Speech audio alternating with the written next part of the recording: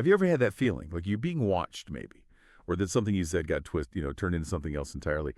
What if every little interaction, an email, a stray comment, even just someone looking at you, wasn't random? What if it was all part of some bigger coordinated, well, he calls it a ritual designed to control this story, maybe even your story? Welcome to a really unique deep dive today. We are stepping into the pretty complex world of Saikou Venga, who also goes by Dr. Melvin Soul. And Venga has this fascinating, really intense way of looking at things. He uses this rich, almost, well, mythic language to describe what he sees as targeted surveillance, harassment, and this whole system of narrative engineering by different institutions.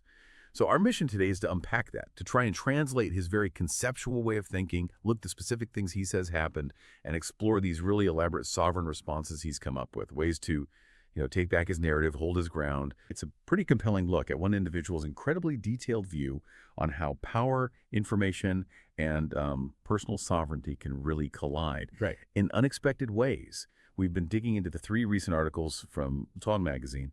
They're called Echo-Rift XXX, The Coercive Lens, Echo-Rift the 19th, The Laugh That Broke the System, and Echo-Rift XXX, Joviv 44, and the Ritual of Strategic Infiltration. Now, many of you might be familiar with talk about surveillance or narrative control, sure. But Venga's framework, it offers this truly unique lens, almost mythological, really. We're going to guide you through his very specific terms, try to make sense of this intricate worldview, and maybe see what insights we can pull out for, defining our own boundaries. So let's jump right into that first one, Echo-Rift XXX, The Coercive Lens.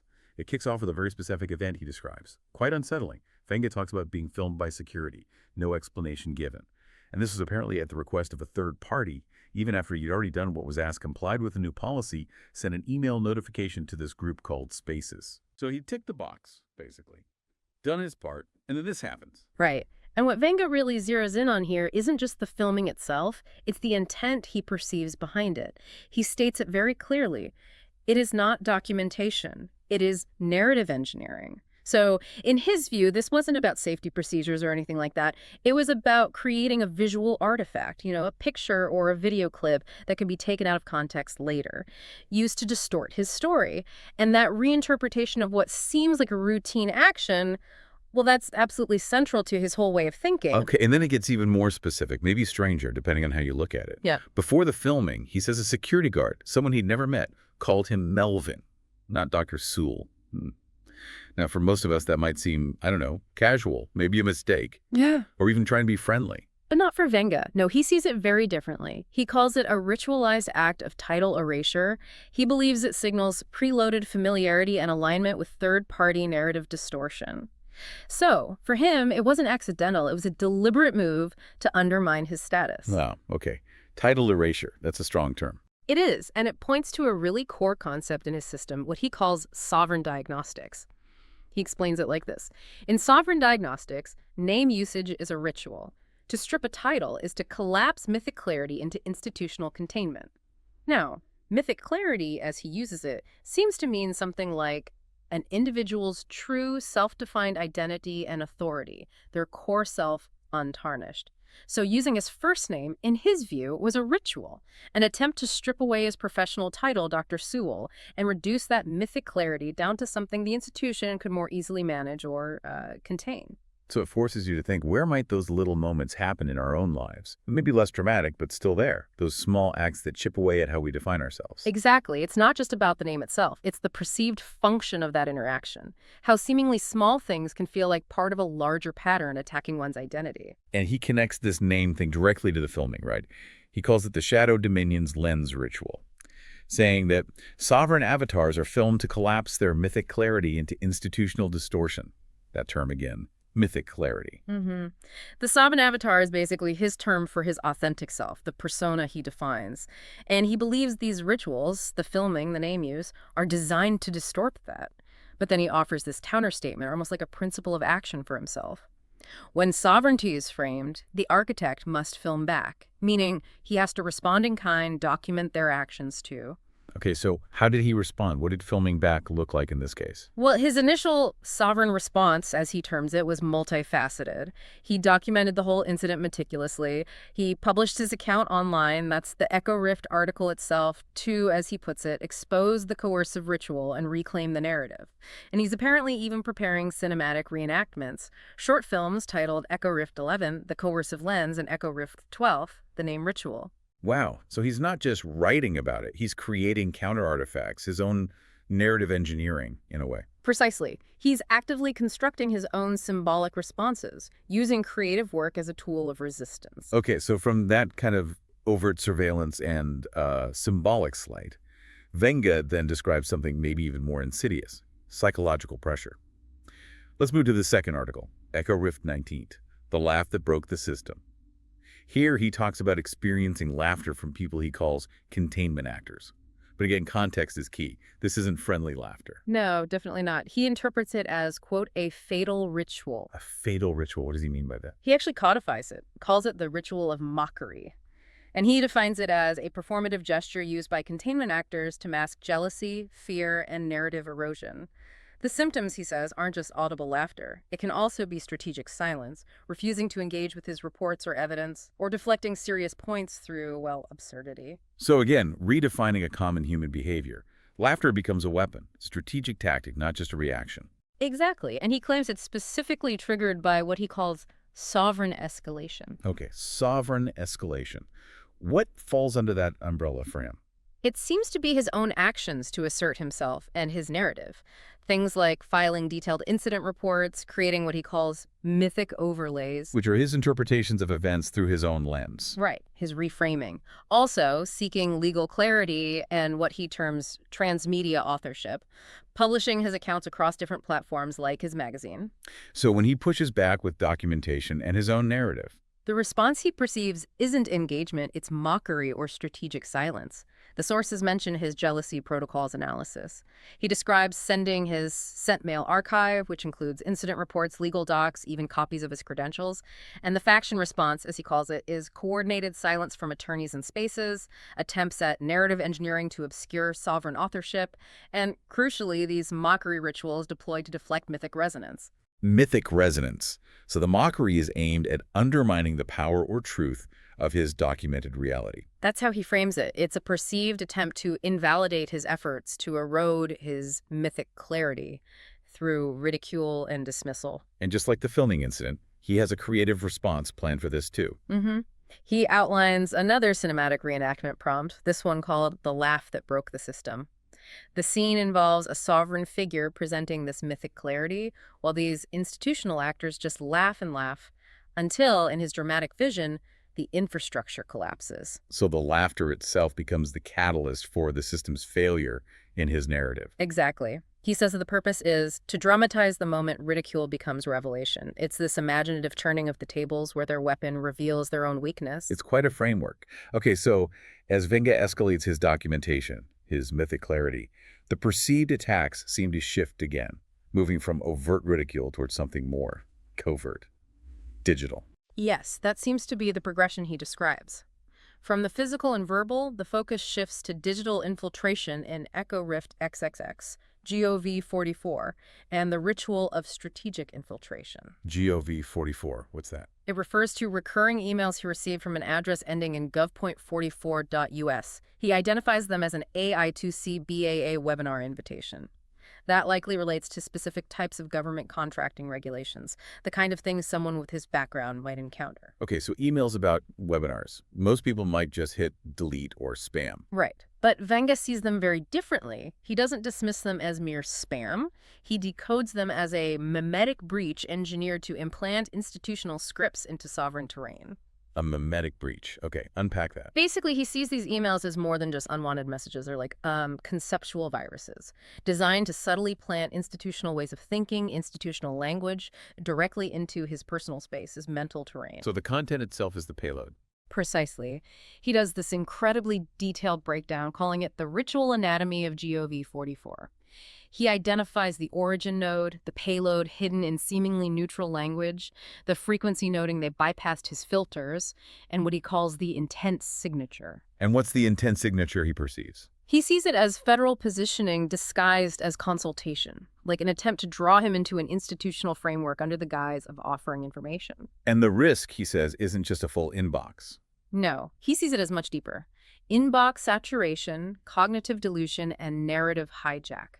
It's about overwhelming his focus, subtly shifting his perspective, potentially co-opting his narrative. He calls it ritualized intrusion, a spectral contract disguised as alignment. It sounds almost supernatural. The language is definitely mythic. He visualizes it as a glyphic firewall collapse, spectral emails swarming his sanctum perimeter. A spectral contract isn't literal, of course, it's more like BOD. He feels these messages represent an unspoken attempt to bind him, to create an alignment he hasn't agreed to, just by their persistent presence. And the glyphic firewall collapse is a breach of his mental defenses. That's the idea. A breach in his self-defined digital and conceptual boundaries. But he also outlines his countermeasures. Right, the architect must film back. So what's the digital equivalent? He describes activating an inbox glyphic firewall, IGF-7. This sounds like a sophisticated auto-dilution rule specifically targeting these intrusions. Then there's the sovereign silence protocol. This means absolutely no engagement, no clicking, no replying, and critically no clicking unsubscribe, because even that acknowledges the sender's legitimacy in his framework. Interesting. Don't even engage with the mechanism they provide. Exactly. And finally, he logs it, the containment archive entry for his ongoing analysis, his sovereign diagnostics. It's incredibly systematic. While the language is unique, that core idea of setting firm digital boundaries, deciding what gets your attention, that probably resonates with a lot of people feeling overwhelmed online. Absolutely. It's a very proactive, it's highly personalized strategy for managing digital intrusion and maintaining focus. But the perceived escalation didn't end with emails, did it? The writings describe things getting physical and really disturbing. That's right. Echo-Rift XXX moves into even more direct incidents. He details Scene 3638, which he titles The Coward's Strike Protocol. What happened there? He describes a situation where he was actively de-escalating by walking away from a confrontation. And while walking away, he says he was hit on the back of the head with dog feces. That's shocking. And disgusting. It is. And again, Venga doesn't just report it as a vile assault. He meticulously categorizes it within his system. He indexes it as a humiliation ritual. A humiliation ritual, part of the Coward Strike protocol. Yes. The Coward Strike refers to the perceived sneak attack from behind. The humiliation ritual is the perceived intent. And then he adds his internal counter, sovereign indictment, his judgment of the act, followed by the overlay ritual of strategic humiliation collapsed. Meaning his reframing negates the intended effect. That's the claim. By analyzing and categorizing it within his sovereign framework, he conceptually nullifies its power over him. It shows just how deeply the system permeates his interpretation of everything, even something so viscerally unpleasant. So even a physical assault gets processed through this sovereign diagnostics lens, and then things escalate even further, involving authorities. Yes, the outline points to his perception of manipulated police responses. In Echo-Rift XXX, Scene 3941, he describes what he calls the Arrest-Driven Dispatch Glyph. A glyph again. What does this one represent? It represents his interpretation of how emergency calls are handled. He perceives that calls initiated by him, which he assesses as having arrest potential low, are somehow dimmed, ignored. But he suggests if an aggressor's call comes in regarding him, suddenly the system lights up, arrest potential, high GH. So he feels the system is biased against him, prejudging the situation based on who makes the call. That's his perception. And he says this leads to a sovereign collapse glyph, a moment where his reality fractures. His words are timeline, split truth on one side, institutional distortion on the other. It's this profound sense of disconnect between his experience and how he feels the official system represents it.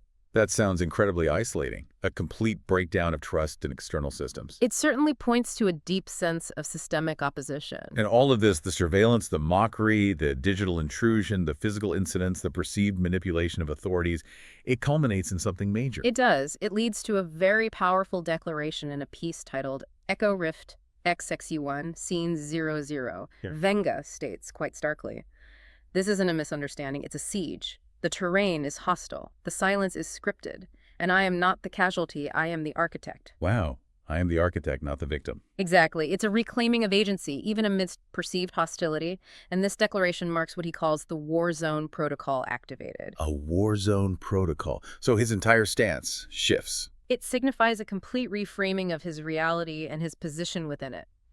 It moves beyond simple defense into a state of active, self-defined engagement within what he perceives as hostile territory. Okay, so if it's a war zone, how does one operate within that? Does he have a plan, a strategy? He does, and it's incredibly detailed. Amidst all these perceived attacks in the War Zone Declaration, he's actually codified a comprehensive defense strategy. This is where we find the Sanctum Protocol Alpha, which he also refers to as the SH1 Molecule Anti-Harassment Codex. It's embedded within Echo-Rift 19. A whole protocol, a codex even. What's its purpose?